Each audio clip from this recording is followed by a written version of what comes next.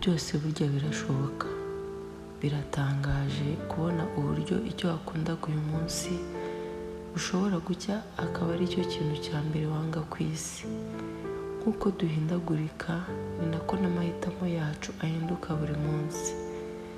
Uyu munsi ni umunsi udasanzwe kuri njye.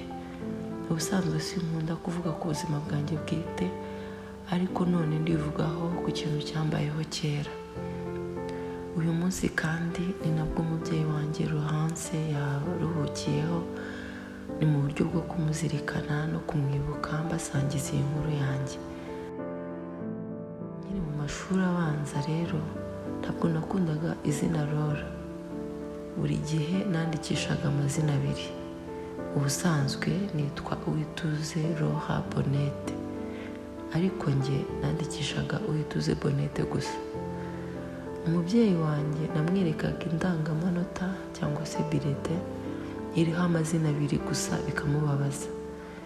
Mu kizamini cya leta gisoza amashuri abanza byamusabye kwiyizira ku ishuri kureba niba Laura narishyize mu mazina yanjye.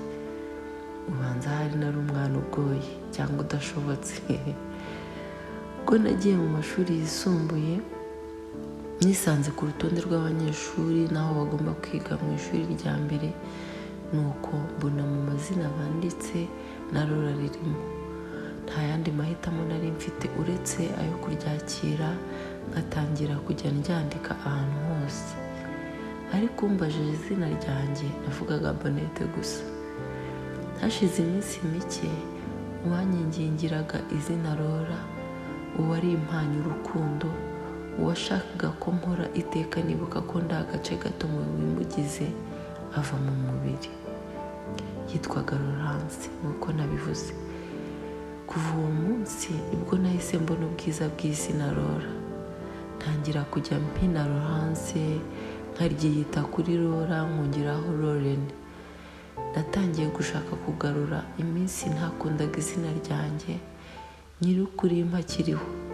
Nashatse uko nasubiza ibihe inyuma, byibura ngo mubwire ko ubu ndikunda, ndetse utarinyise twashwana ndaheba. Ibi simbivugiye kwitaka, ahubwo byansigiye amasomo akomeye.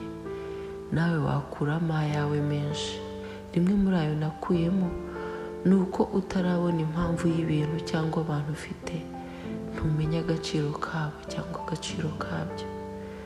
Rimwe na rimwe ntibiba ari ngombwa ko umenya impamvu y'ibyo ufite cyangwa se ibyo wahawe cyangwa abo ufite mu buzima bwawe, bataraba urwibutso ngo bakumbure utakibabona. None nakugira inama yo gukunda no kunezezwa n'impano y'ubuzima n'abo wahawe mu buzima bwawe. Hari ubwo twerekwa urukundo tukumva ko ibyo bizahoraho tukabifata nk'ibisanzwe, ariko burya nta kitagira iherezo.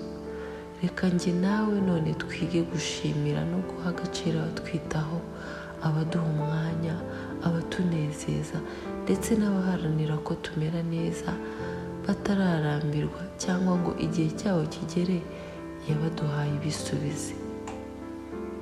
Birababaza kwifuza kugarura igihe. Biragoye kugarura uwakubonye nk'indashima.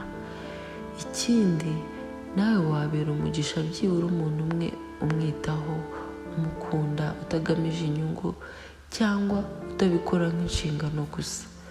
Urukundo, guha agaciro ibyo twita bito, kunyurwa no guhora dushima utugiriye neza byagakwiriye kuturanga. Nyuma ya byose turi abantu, tugira itangiriro n'iherezo. Icyampa hagati y'ibyo bihe byombi tukabibamo turaba umumaro. Icyampa none tukazirikana abo dufite, tugakunda ibyo dufite, ndetse tukiga guha agaciro iby'ingenzi mu buzima bwacu. Icyampa twese iyo mbimenya ikatujya kure. Mugire amahoro.